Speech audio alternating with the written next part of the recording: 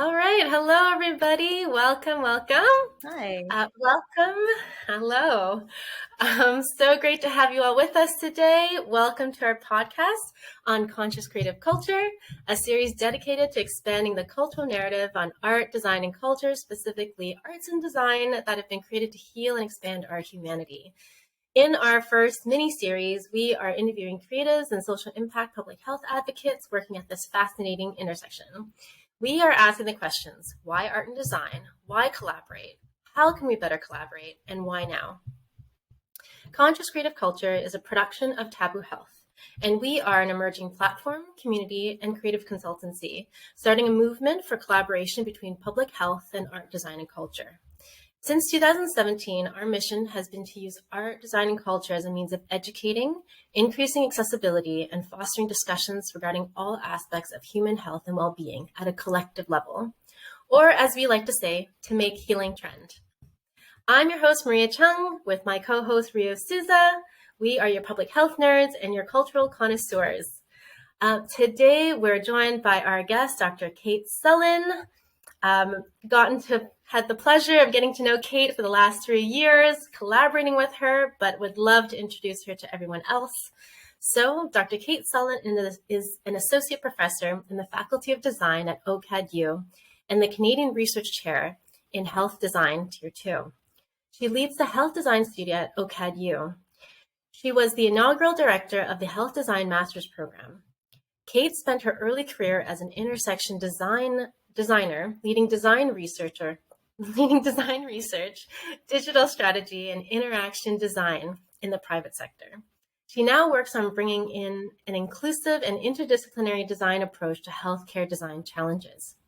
Much of her work focuses on design for patient safety and safety critical and on high sensitivity topics, including the dosing, ordering, tapering, and management of opiates, communication at end of life, and the issuing and delivering of blood units for surgery.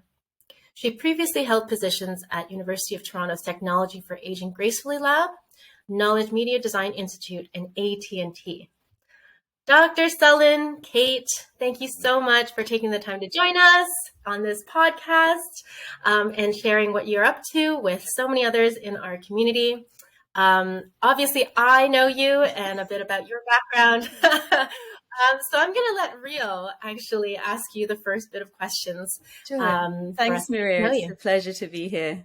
Thank you for inviting me. Yeah, absolutely. And to start things off, can you tell us and our audience a bit about what you teach at OCAD? What I teach at OCAD is really how to approach problems in the design space for health. And so I teach two things at the moment. One is human factors. And so that's all the different factors that relate to how humans interact in regard to their well-being, but also how they interact with technologies, services, situations, contexts. So it's really at every level, everything from the cognitive piece right up to the systems piece. And then the other piece that I teach is design process. So I teach our inaugural, our beginning studio. So when our students come into the master's program, they do a project with me, and I teach them about how to structure the design process through that project. Wow, thank you. And I think it's such an interesting, as Maria's mentioned, you're right at the intersection. And for people like myself who are more from traditional healthcare backgrounds, could you explain a bit what is design and specifically what is health design? Sure. So design is an approach to making change, I would say, at its broadest level. What we do as designers is we look at a problem space or a challenge area or a desired need, and we figure out how to get from sort of A to D, which is the design piece. And then in between, there's a whole process for getting there, right? So it's a combination of a sort of a approach to getting work done, but also thinking. So really it's the thinking piece in design that's makes it different from other approaches to making change. So, there's lots of different ways to do design, but generally speaking, there's an understanding phase, an ideation phase, or a creativity phase. And then there's a period of refinement where we take all of the insights from a bunch of different types of techniques and interactions, and we turn that into something that's actually implementable. So we follow the whole arc of moving from A to D, which again is a little bit different than some models of change, particularly in healthcare. So generally in health, there are models for making new interventions, creating new services, new technologies. But they generally have an emphasis on the front end, the understanding or the use of the evidence base. Design really takes us all the way through, and it's a cohesive process. So in health, in design in the health space, we might often think of the most obvious types of health design, which are, hospital or clinic-based designs, sort of architecture and interior projects. But design actually can play a role in all sorts of areas of health. So some of the work I do, for instance, is communication design, where we're designing information services and information tools for anything from community-based situations to the emergency department or other clinics. Okay. Oh my goodness, it feels like a whole other world, a different side to healthcare. That's so interesting. And can I ask what piqued your interest to become involved in health design in the first place? Sure. So I was working in the private sector in the US. Before I came to Canada, I was working in financial services mostly. And I worked for AT&T. And in those sorts of roles, you're really developing, private, commercially orientated projects. And, I was having a great time. I was learning a lot, producing some really interesting things. But it really wasn't sort of feeding my soul, as it were. I had a situation with my dad. He had an aneurysm, actually. He self-diagnosed an aortic aneurysm and took 9 months to get him into the hospital for surgery. And during those 9 months, and including his experience in the hospital, there were a number of delays, inconsistencies in information transfer. There were errors in the hospital when he arrived there. He was treated differently. He was, an older adult, but a very fit older adult. And there was a point in time where we didn't think he was actually going to get the surgery, that they were waiting for his aneurysm to burst. So I had to intervene in that situation. And I got interested in patient safety, quality of care. But given my design background, I thought, well, what can I do in this? There's so much need in this area. At the time we had Error is Human, which was the big report that came out, some time ago now. I guess it would be 2005, 2006, which talked about errors in healthcare. And, coming from a design perspective, especially interaction design, I could see that there was a fantastic opportunity to apply my knowledge and skills to this area. So I started off actually in quality and safety and human error. And now I work in areas that are sort of generally not the kind of thing that would ever be commercially viable to work on. Hence the work on overdose that I do. And some of the other work that is much more sort of community health based. Wow. Well, first of all, I'm so sorry about your dad. And I've heard so many similar stories of patient care, and I'm currently working in patient care with, the wait times and people who, with the provider that I currently work with, we have patients who will say that they've been calling for days and days and weeks trying to get different scans and tests, and they're quite emergent cases, people with severe types of cancers. And it always kind of astounds me how long things can take. And it's not for lack of care from the providers, it's the system as a whole that seems so inefficient, which is so interesting because there's such a focus on standardization. But that standardization often removes the human element out of healthcare. So I feel like what you're talking about sounds so important because it really, thank you. Thank you for being someone who's doing this, because it really is a niche area that hasn't been touched, I feel like, in so long. And yeah, I think that I would say that I'm one of many, but it's a small many. Mm-hmm. Like there's a, there's not that it's a, I wouldn't say I'm the only one doing this kind of work, for sure. But it's not a, we all know each other. So that across the globe, generally, there's a few people who I don't know, I'm getting to know. But it's a small community of people who are doing this type of work. And generally it's, just like change in healthcare is not easy. There's many different silos, many systems, many situations that make it difficult to nudge things in the positive direction sometimes. And then there's other wonderful opportunities. So for those of us who work in this space, we're fairly committed, but small bunch.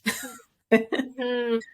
And, even as someone for myself who's been in healthcare for, over a decade now as well, creating system change really takes something. And then also, like having a group of people that's actually looking at the nitty gritty root issues of the system really takes something. There's so many that are so busy in the doing and keeping it afloat that I think it can be quite hard to set aside time and energy to be looking for those system challenges. Mm-hmm. So I can see how just having a whole new lens of looking at issues could make a difference, let alone then trying to go and make that difference. But finding that first can really take something, because there's a lot of risks involved. There's a lot of risk management and standardizing, of course, that it takes time to build that. So you can just imagine taking the time to undo that. Mm-hmm. Yeah. Mm-hmm. Wow. And as we were kind of saying, this is sort of a new and emerging field. And as you being the inaugural director of the Health Design Master's program at OCAD, how long has the program been around for? So it's first started being developed, I think it was 2016, our first conversations. And it was actually initiated by Dr. Gail Nicol, who's now retired from OCAD. She was the Dean of Design at the time. She's an architect and had worked on healthcare projects, but in sort of spatial healthcare projects, sort of community spaces and things like that, how to integrate health into those community spaces. So she identified me as a sort of early career researcher, early career faculty member who could put this together with her. And that's how I ended up being the inaugural director. It was actually through her support. And so it's been around for a few years now, pandemic given. And we started out with a cohort of 8 students, and we're now at more than double that. And then we also have visiting students from some other universities in Toronto who are seeking out our courses because of what they can add to their programs that they're taking, in perhaps more traditional settings. And so it's really gaining a lot of ground. The other thing I would say is that we have a number of new master's programs internationally who are copying our model, because we really were at the forefront of combining different topic areas to I'm just going to do this because my lighting is a little strange, the sun. But we were the first program to put together a program that is wholly focused on the health sector. You can do a master's in design elsewhere, and your topic for your projects could be health related, but your supporting courses may not be health related. They might be general research methods or general topics. But for us, we created a really cohesive program that's also about progressive learning. So we move students through basic project ideas into progressively more complex challenges that they approach with different tools. So by the time they get to the end of the program, they have a whole tool set of design approaches and techniques that they can bring to different challenges. And it's been a really wonderful opportunity to be the inaugural director. There was a lot of interest a lot of different hospitals and clinics and not-for-profits wanted to be involved and are still involved. And that's growing. And I think we launched this program at a point where there are a lot of stresses on the healthcare system, both budgetary, through demographics. There's always the question of, is technology the answer? Maybe there's other things that we can do. And I think providing an opportunity for people to really dig deep into design for the health sector in this master's program, it's just very timely to offer that opportunity for people. And it's designers, but it's also often medical professionals who come and seek out that training. Wow, thank you. And as someone who works closely with both of those artistic and academic scientific communities, would you say that you've noticed a difference in how messages related to healthcare or science are received when they're communicated in different mediums? Yeah, I mean, I think that we're seeing a huge, obviously with the pandemic, there's been a huge uptick of health messaging being transferred and shared online through social media, both a lot of misinformation, and a lot of capacity for non-healthcare agencies or non-healthcare actors to push health messages. So there's the sort of the counter to that, like what can we as designers in the health sector working in concert with public health and other specialties bring to that situation. So that's kind of one really big area. And then the other is the reality of what people trust and how they trust it and how it gets shared. So for many people, and it's different. So for many people, seeing something that looks very traditionally healthcare, with all the crests and the and Dr. So-and-so, it has meaning, it holds comfort for them. They feel like they can believe in that. For other people, they're quite happy to have a recommendation from a friend or a social group. And so I think being aware of these differences and being able to design for different situations and uncover those sorts of preferences and what's going to work and what isn't going to work for different campaigns. There's always different health information that you're trying to push out there. I think that's an important thing to keep in mind. So, I am seeing a huge uptick in the need for specialists who can combine an understanding of health information and health communication with the skills of doing animation and social media posting. And unfortunately, there is a big lag time in terms of our public health system. So most of our traditional public health organizations don't necessarily move at the speed at which people are moving in terms of their information seeking behaviors and their information using behaviors, the way they use that information or share it. Mm-hmm. That's so great to point out. I've always wondered even, it must be kind of burdensome and challenging for even healthcare professionals to live in a system or to work in a system that has been very traditionally, you gain your experience under shadowing and you learn it from the books, and then you go out there and then suddenly you have patients now that are very vocal and hearing information from all sorts. And I don't even know if healthcare is equipped to know how to manage that dialogue, that pushback, that debate, because the system in healthcare traditionally has been so top down, whereas for the first time, we have, it's almost like flipped. And I think it does challenge the culture quite a bit.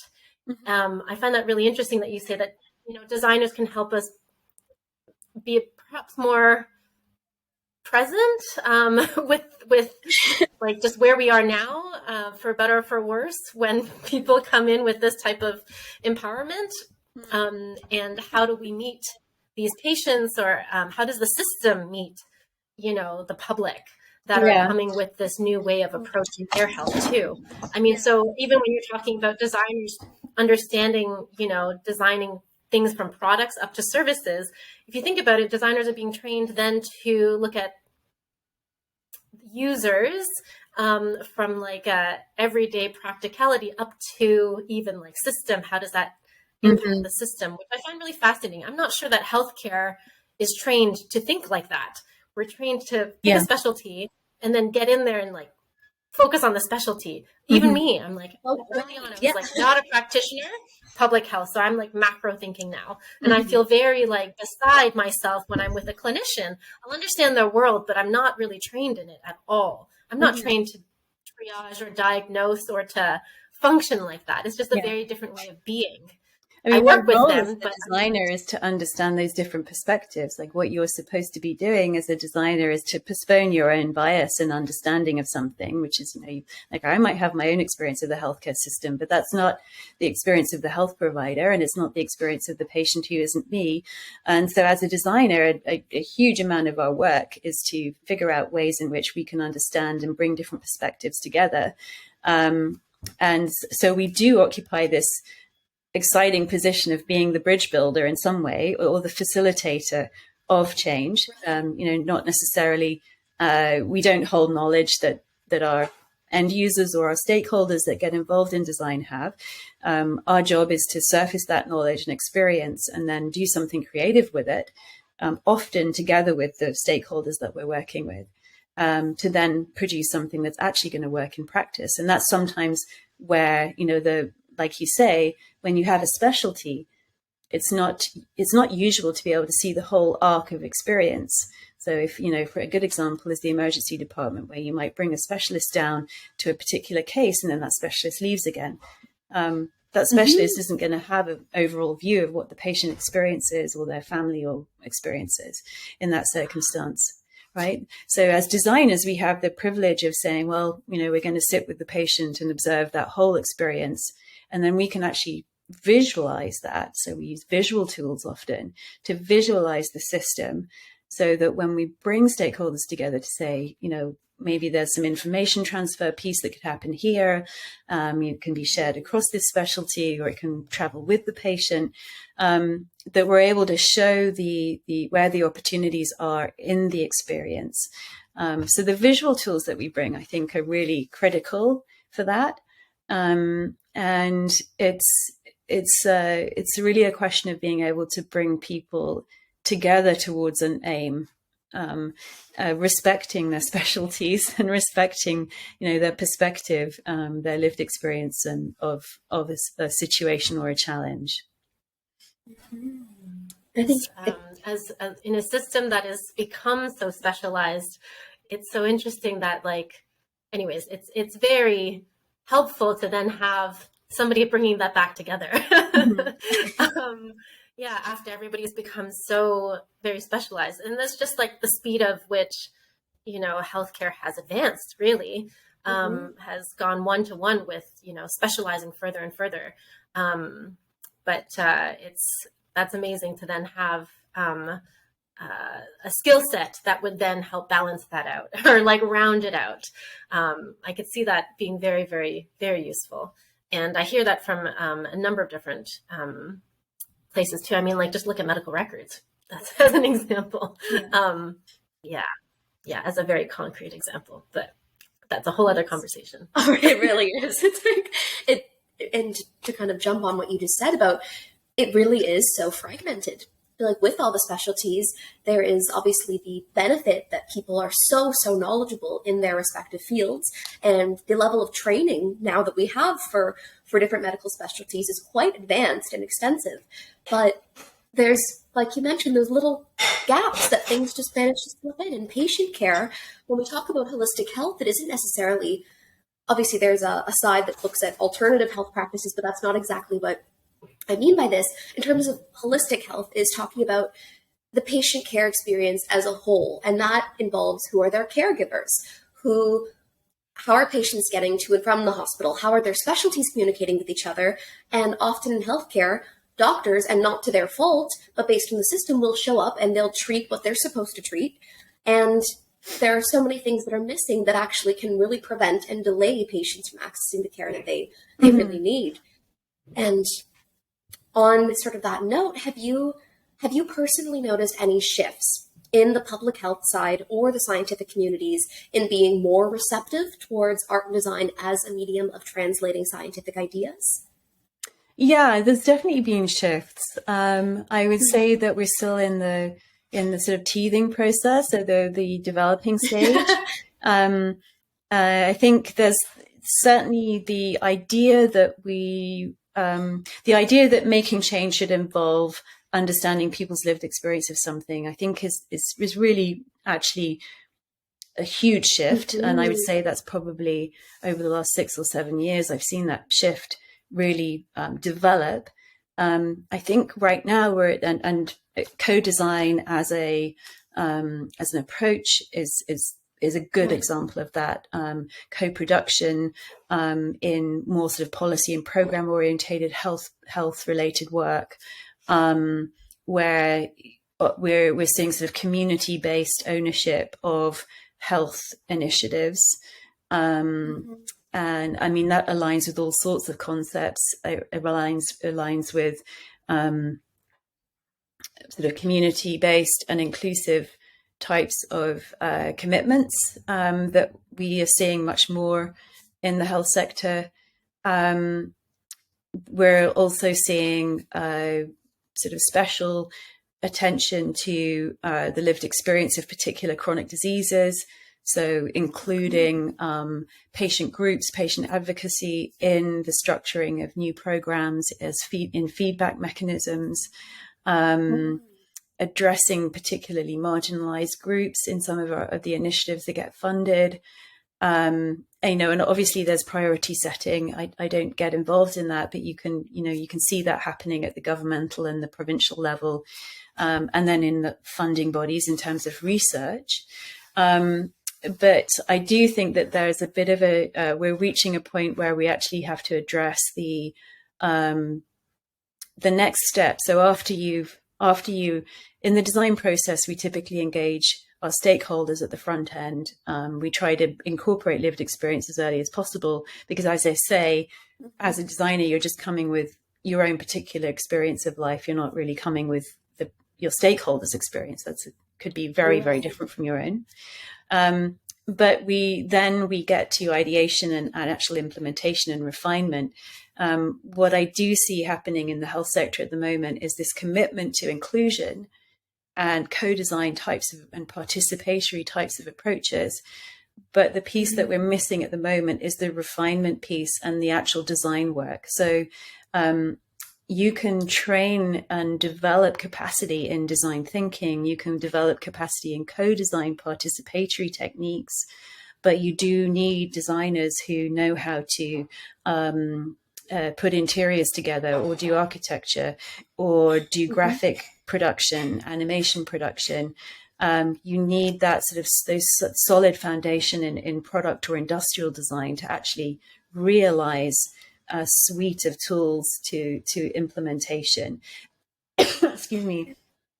I think that's the piece that is now we have to work on, because I think there is a danger that the design approaches that have been adopted will start to fall short when people don't see that second piece happening, the refinement and the implementation.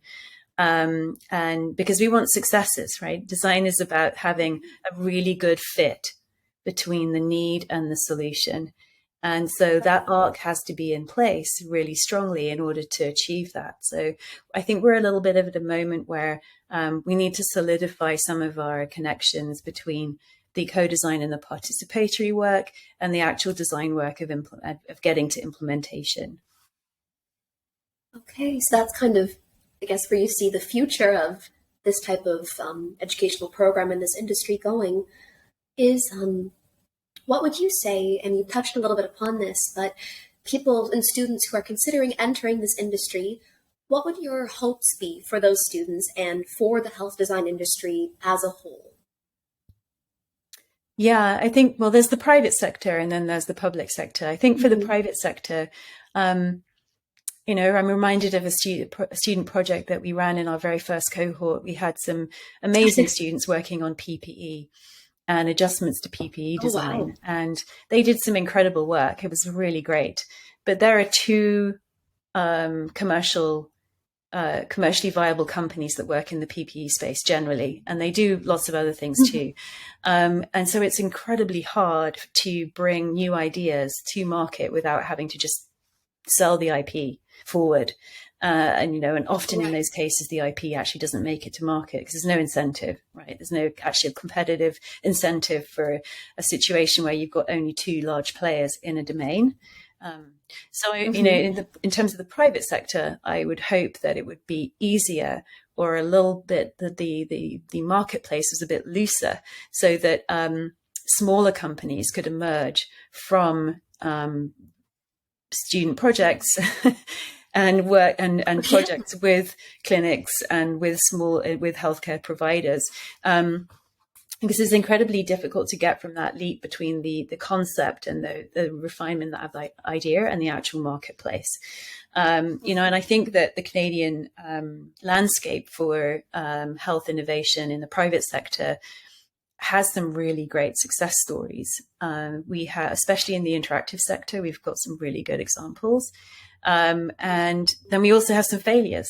So I'm thinking of Eve Medical, fantastic project. They launched it was a home pap smear testing kit, beautifully designed, excellent work. And they were around for a number of years. The person who launched that was actually an OCAD grad in industrial design, and eventually I fell foul of needing to do randomized control trials and the structuring of supporting the evidence for the work they were doing. That project has now since been taken up, the concept, by a large pharmaceutical company. And it's unfortunate because it means that startup is no longer viable.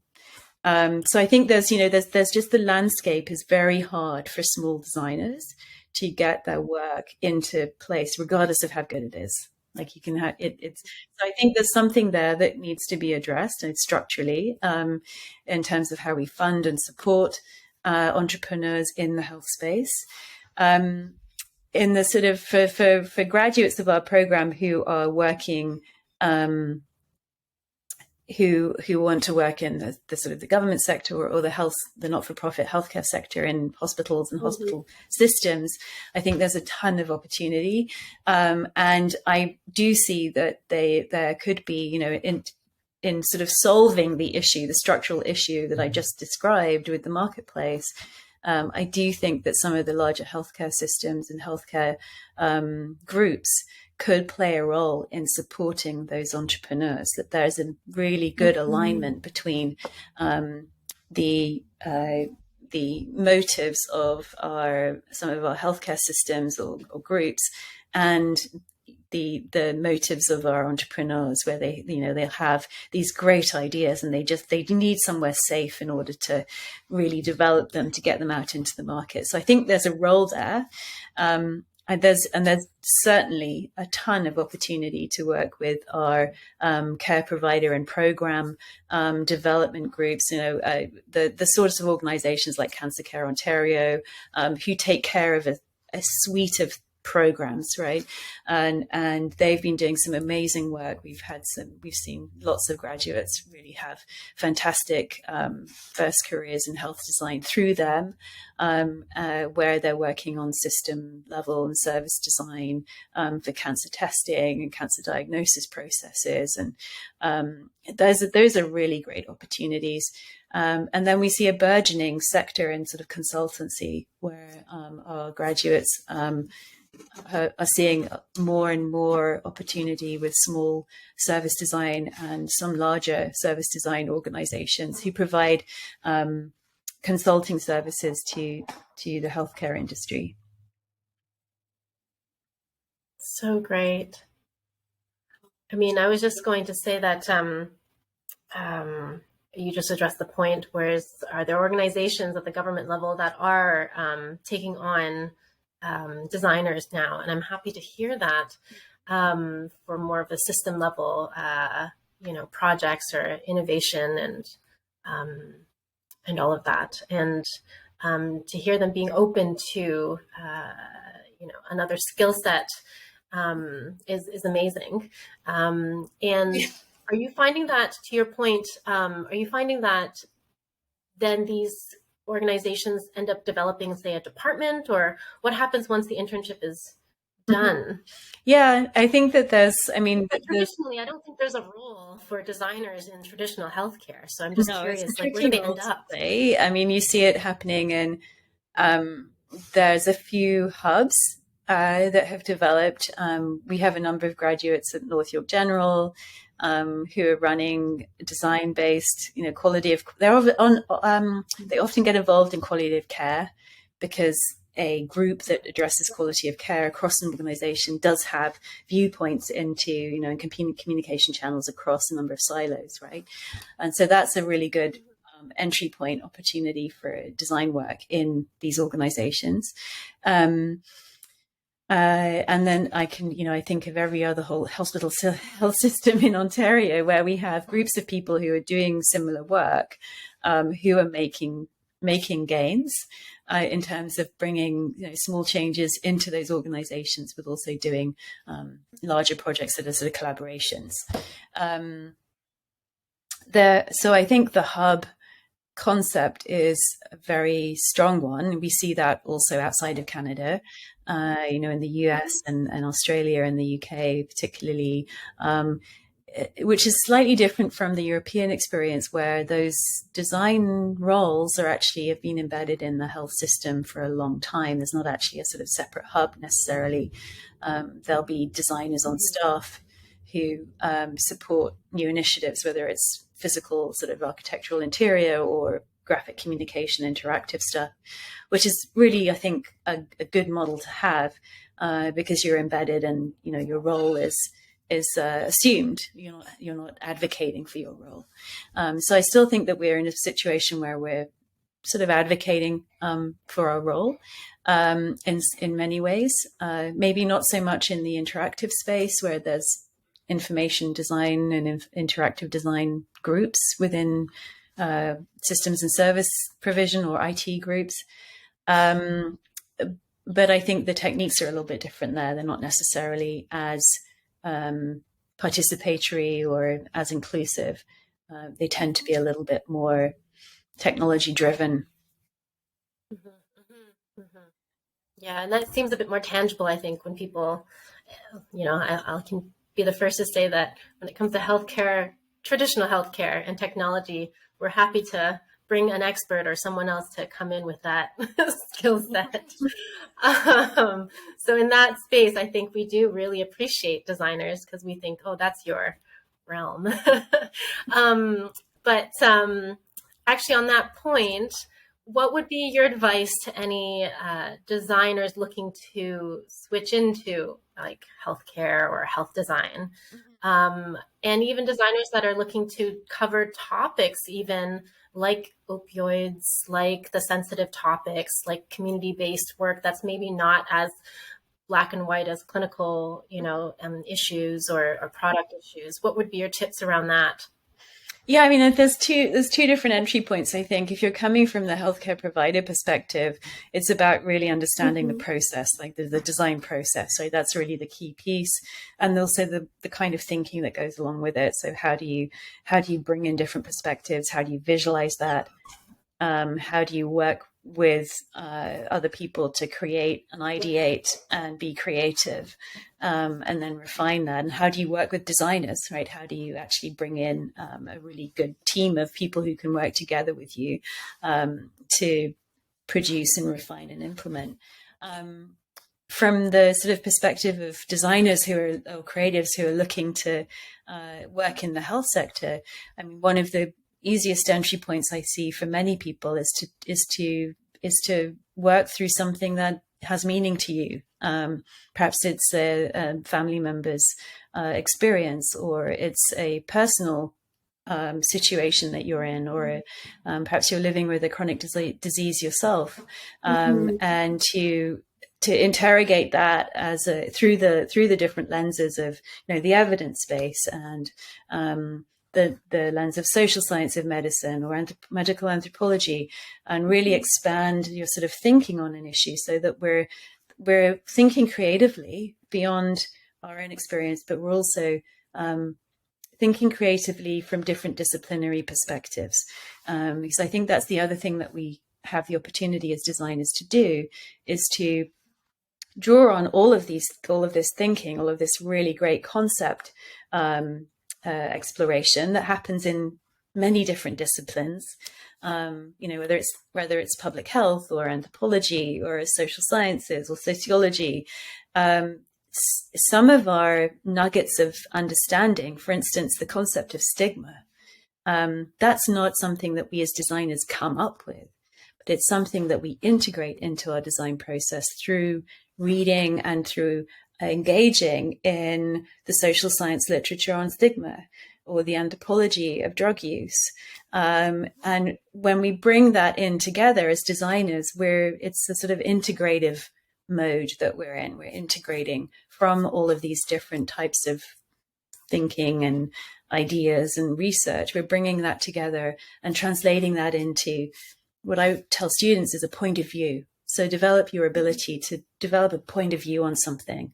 So if we're taking a point of view, for instance, on first aid for overdose, the fact that we're linking first aid with overdose response, as opposed to using the term harm reduction with overdose response, even if we're delivering the same tools, is a point of view, right? We're taking a point of view that overdose response is just another form of first aid.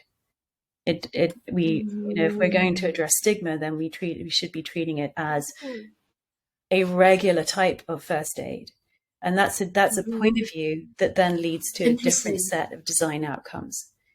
So I think it's really developing that skill set to be able to bring these different ideas together and then look at the whole thing with your stakeholders to then define a path forward that is different than the current state. Wow. Even as you're explaining that thought process, that is so, in my humble opinion, counter to how you're taught to think in healthcare. It really is. Yeah. I think it's very like this is the path, and this is the path that you learn, and others who have the experience know more. And so there's this kind of like needing to contribute through tenure, I feel, more than through like your capacity to listen and to integrate, to your point. And I think that's actually quite bold in a lot of ways, to be encouraged to bring an opinion to a solution, even if it's, to your point, outside of the status quo. Not that innovation doesn't happen within healthcare, but to come from saying that you deserve to bring, an opinion, and without the title, so to speak, or without, a title of specialty from within which you're supposed to speak. And that can be very hence the siloed specialist. It can be a very disruptive moment when you bring that to the table. Regardless of how interested or engaged or committed your partnerships are, or your collaborators are in your project, when you bring that point of view to the table, there is a moment of where do you have the right or the background to be able to state this claim? And so I think that's a piece that we also need to address, that's peculiar to the healthcare system. In other industries, when you come to the table as a designer and you bring this new idea, it's the expectation is that you're bringing the new idea, right? You're at the table because they want that creative spark. Whereas in the healthcare sector, that is not the case. So we do work with our students to sensitize them to that situation. Here is an industry that for very good reason holds to the evidence base, and for very good reason has a hierarchy in place. It has desirable outcomes and undesirable outcomes. And one of the undesirable situations of that, unfortunately, is this response to creativity. It's a risk. Being creative is risky. So that's a piece that really needs to be understood and managed in a sensitive way. And sometimes, you can meet a surprise where you'll bring very creative insights to the table, and then you'll discover a champion among your stakeholders. And that's really the best case scenario. Not the best case scenario is that we're bringing ideas to the table and that people can accept them for the creativity that they are. But oftentimes we find we look for a champion to help us with the political small p piece.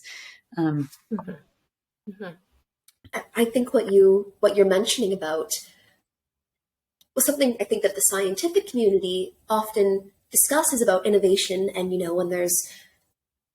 innovation is everywhere in terms of developing new drugs, new medications, new treatments, new technology. But I think there is a hesitancy in the scientific and medical communities and for good reason. Of course, you need trials, you need experiments, you need things to ensure that what you're doing is safe and it's going to be effective, and you can't just throw patients around into different scenarios without having a basis for that. But I think what the art and design world brings is that an aspect of malleability. Like you said, when you come and you sit at a table and you present an idea, something that the science community could learn is that it doesn't need to be fully fleshed out as soon as it's presented. It can be presented and then worked on collectively to develop and move forward. And I think there's such a hesitancy to try things that aren't sure and already, confirmed. And I think that stunts a lot of innovation and it's the provider I currently work with, he discusses that quite often in terms of using for cancer, for example. I work with cancer patients, and the idea of repurposing non-traditional drugs that are safe and maybe over the counter and repurposing them that have anti-cancer effects. And the idea that might not be the purpose of the drug originally is to treat cancer, but it can actually be repurposed and used in a way that wasn't intended but has incredible results. And I think that's something that when you speak about designing and developing new methods and new products and new ideas, that seems like a similar idea, is that we need more malleability. And I think that the scientific community could really learn from that. And that's another big role that design could play. Mm-hmm. Yeah. Actually, on that point, would love your thoughts on that too, Kate. What do you think the art design, specifically design as well, can bring to the health sector? Like, what are the skill sets that are new and different? I think it's this integrated piece. I think, it's this, there's the obvious stuff, like, the deep expertise that comes with being able to design buildings or interiors or products, even packaging, communication design, advertising. All of these design specialties have deep expertise in them. I think that's actually misunderstood often. But that's a different topic. But I think when we work as designers in the health sector, really the skills that we're bringing are the sort of integrative role that we can play, because of the sort of training that we have in stakeholder engagement, particularly participatory and co-design types of techniques. We have to, in order to do that type of work, we have to be able to balance insights from different perspectives. We have to be able to bring in insights from different disciplines. And so that integrative role is really key. And I think that the next piece that often people stumble around, and even seasoned designers, when we're working through problems, stumble around this, is the identification of the criteria for success. So once you've understood an issue, when you've done that sort of understanding phase, and you're at the point where you're trying to ideate, you need some sort of signposts. So what are your criteria for success? How do you name the direction of the design process in a way that your whole team and your stakeholders can understand, and that you can then go back to and say, well, we've met the criteria in these kinds of ways. I think what I see happening is a concept will arise, like patient-centered care or e-health, mobile app designed for health. And then every problem area or area of need in the healthcare system tries it out. to see if it will work because somebody else tried it. But we haven't actually named the success criteria for that particular challenge area. And so that piece, I think, is really key. We can't assume that a mobile app is going to be successful in across different challenges.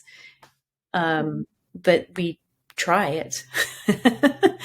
I see it being tried over and over again, but we haven't really interrogated what the affordances of the mobile app actually are in that, and whether they meet the criteria for success that we've identified, because we often don't do the process of identifying those criteria for success other than the criteria that meet evidence lines. So, the medical outcome measures that we have. We don't necessarily name the patient-centered or the provider or the hospital system criteria for success, but there's still factors in the success. If all of those aren't met, then we usually, let's say we forget to address the system factors, then we get to implementation and we find that the implementation doesn't stick or adoption doesn't happen. Whereas we're trained to identify the pieces of the problem that need to be solved for, including the system that the program or the service or the object is going to exist within. So I think it's those sort of that overarching viewpoint and the processes to get there that's really what we bring. And that continuity I hear as well. I mean, it makes me think for maybe another conversation, because we've gone through so much amazing conversations already today. But I even wonder then, like, what the connection is between designers and evaluation, because there's quite a specialty within healthcare evaluation these days, but it's very empirical, mostly. Yeah, it's very data heavy. And there is like I think it needs to be. Sorry? I think it needs to be. It needs to be empirical. Like I want to be very clear. I'm not suggesting we tear up what's good. We need evidence. We need to be able to say, does it work or doesn't it work? But I do think there's a lot of opportunity for just as in healthcare, we've really seen this huge increase in participatory and co-design types of work at the front end of the problem. I think we can also do the same at the end point, at the evaluation phase. What is important to people? What measures make sense for people with lived experience of a chronic disease, for instance? I think we're starting to see a shift, perhaps in that direction, but it's really early. Integrating, I think, into our empirical structures as well. Having a place at the table when those discussions are happening of how do we evaluate this. I think that's not really happening yet. And I think in truth, evaluation is quite young as an industry too within healthcare, like as its own specialty. So, I mean, even I think implementation of evaluation is taking time. But it would be interesting to see that being integrated or allowing designers to be part of that upfront as well. There's starting to be a shift of bringing evaluation upfront in projects and services early on, but even that's probably, it's not as standard as we probably could be. Just to your point, because the effective evaluation sometimes does fall short, and instead we jump to someone else is doing it, so let's it must be a good idea. Which is I know. That's fascinating that you've observed that. I have to. Now switching gears a bit, are there any other projects or topics that you're currently working on and that you want to share with us? Sure. So, I've talked, although not specifically, I've really been talking about the kinds of projects that we do with stakeholders within a health setting, or even in a community-based way, working with stakeholders to produce something for implementation in a service or a clinical area. But I do work on also, I think, and this dovetails with the idea of evaluation. I do work on installations, which I've sort of developed to address issues of end of life. So one of the areas that we haven't really touched on, but I think is really exciting, is how art and design can play a role in public engagement that is not necessarily with a design output end, but we're designing an experience, whether it's a participatory installation or an art experience that addresses an issue in health, that in a way that's really exciting and new and different. And so the work that I'm doing actually with you, Maria, and Karen Oikinen, we run the Dying Series.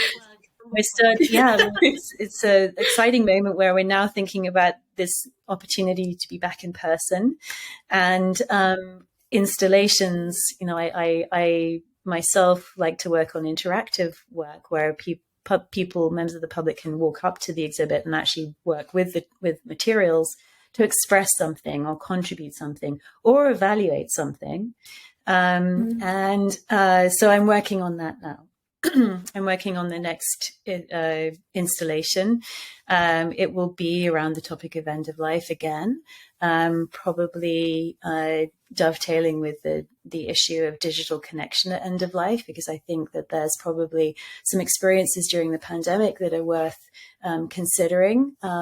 It's a different kind of situation where there wasn't really a choice to be in person for many people in those end of life experiences during the pandemic. And so I think there's a lot to be gained there in terms of surfacing those experiences and sharing them. And so that work will be in January as part of the Design TO Festival. It's called Dying Series. And that's going to be a lot of fun to put together. Amazing. Yes, I'm looking forward to that too. And I'm very excited to be a part of this again with you as well. It's been quite the journey for the last 3 years with yourself and with Karen. This is now funded by SSHRC, the Canadian Social Science and Humanities Research Council. What do you think this means, just that SSHRC is funding something like this, if at all? Your thoughts on that? I mean, I want to be humble here and say that SSHRC funds many things. But thank you. Is this new? Perhaps I'm new to this space, but is this fairly new or different? There's a couple of things to say, though. One is that, several years ago, there was this schism in funding where the health, it used to be that you could get funding for arts-based work from CIHR, Canadian Institute for Health Research. And that funding went away, and there was a bit of a siloed approach that happened several years ago. I think what the funding of this project recognizes is that there is more and more a role for uncovering knowledge and developing techniques for research in using design, and that's new. So, when we apply for funding, we have to say what discipline we're applying under, and there actually isn't an option for design. So that the fact that this is being funded as a design research initiative is really key, and I think it's one of a number of other initiatives. I mean, there are other people who are putting together, not similar, but they're using design research to interrogate other issues. But there aren't that many of us, because if you can't get funding for your approach that you use, you either do something else, or you have to use other techniques, and you abandon your design research. So I'm really happy that SSHRC decided to fund this work. It's also about developing the installation technique as a design research technique. So more broadly, how do we construct installations to answer research questions, to engage the public in knowledge mobilization at the same time as data gathering? What do we do with that data? How do we analyze it? So SSHRC is really funding that work too in this grant. which is more aligned with their central role. So I see it as sort of two things. They're willing to put money towards a health related issue, and they're acknowledging the role of design research approaches in a suite of other ways in which we do social science work. That's a good step. It's very exciting. I mean, as somebody who has a background in public health and also specialty in socio-behavioral science, I don't even think I knew when I graduated that was still emerging, even socio-behavioral science.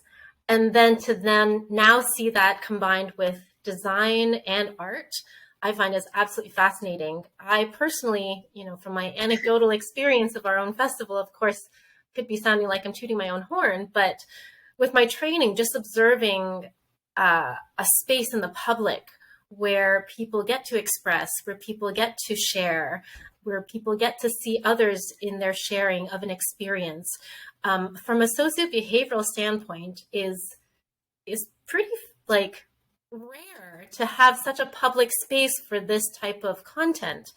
And then if you now see the emerging research around mental health and social impacts to your mental health, there are connections there. So, there's a lot of trauma, research emerging now at the social level, as well as not just on the individual level. And that's also emerging at this time too. So I'm also very curious to see, out of this research, a process that we might be able to document, especially for the scientific world, to show that public spaces, conversations on stigmatized topics, which we all know within healthcare, public health particularly, are a pressure to our health disease outcomes.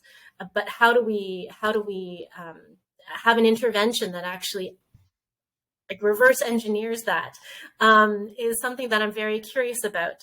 And I think the art and public and cultural space is one which I think actually has a lot of influence. And I wonder sometimes how that's being captured. So this is, a small take on a much larger ecosystem. Yes. But I'm very excited to be documenting that journey. Yeah. All right. Wow. So many great conversations today. I loved learning even more myself about health design, and would love to bring us to a fun part to wrap this up. So we've got some quick fire questions. And so are you ready? Don't think too much about this. I'm ready. All right, Kate. So if you could have dinner with any celebrity or historical figure, could be past or present, who would it be and why? Oh my goodness, that's such a big question. So tough. I would love to have dinner with Margaret Atwood. Her ideas and her foresight, her writing is incredibly rich and so poignantly relevant for today. And I would love to talk to her about the process by which she arrived at those ideas. It's amazing when there are people that have had foresight or wisdom that lasts time too. So beautiful. Okay. What's a skill, hobby, or interest that might surprise people about you, or that they might not know? So I used to run the Jazz Society at my university, and I played the saxophone for a long time. So I like funk music, and I picked up the saxophone again a couple of times this year. Beautiful. So cool. That's so great. You ran the jazz, did you ever play in a band or? Yeah. Okay. Yeah. I used to play baritone sax, which is the really big one. Oh, what? Really? Oh my God, I can't even imagine Kate with this massive. That's amazing. I'd love to hear you play one day.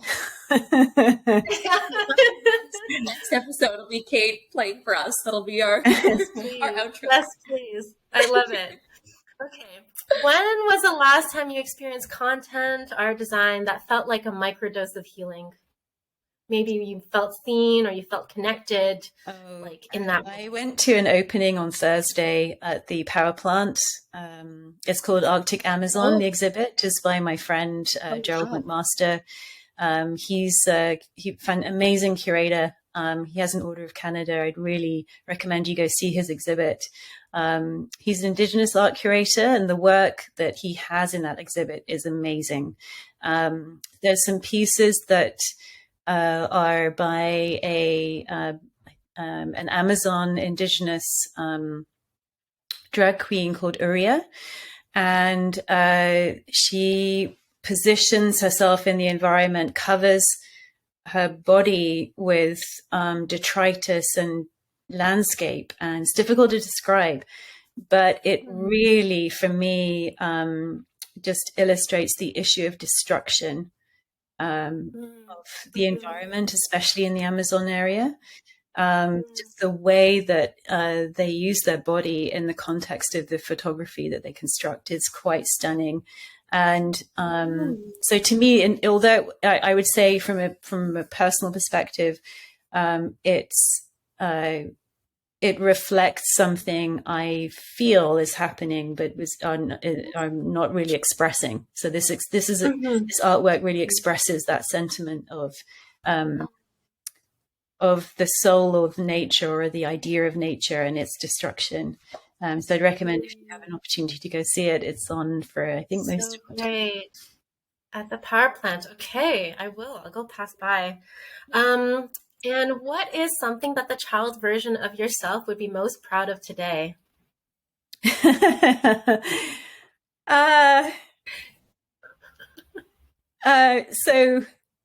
I wasn't reading or writing really properly until like 16. So, Wow. my child version of my 10-year-old was not reading really. And so here I am Wow. as a researcher with a PhD in a Canada research chair. So for all Love those this. kids and parents who are struggling with school. That's so great. Thanks for sharing that. Honestly, I wasn't particularly academic, so the fact that I'm also affiliated with universities now is amazing. So I get that full circleness. That's amazing. Thank you so much for sharing that, with That's us so and with so many honest. others, to bring that perspective. So great. Okay, So and helpful. yeah, and just so authentic too. So thank you. How can we make healing trend? How can we make healing trend? Yeah, I think it's through conceptual work. We take an idea like compassion, and we express that through artwork, through visual media, through animation. So I do think there's a really strong role for the arts in there, and perhaps beyond, design, actually, really into areas that I perhaps are not really my specialty. But I do think it's through that demonstration of the sentiment or the feeling behind a concept like compassion or kindness or care. Oh, so good. I'm hearing expression. Yeah, so good. Maybe that's a human nature of ours to express, and one of the things that the sciences can't always get through to, perhaps. Just a thought, just if I may. But thanks for sharing that. Okay, thanks so much. Thank you, everybody, for tuning in to this episode with Dr. Kate Sellen, with Rio, myself, and had such great conversations. If you want to hear more about what Kate is up to, we'll have in the show notes some of her projects. And thank you so much, everybody, again. Thank you. It was a pleasure. Thank you, Kate. So great. All right. Oh, no. Sorry, this one.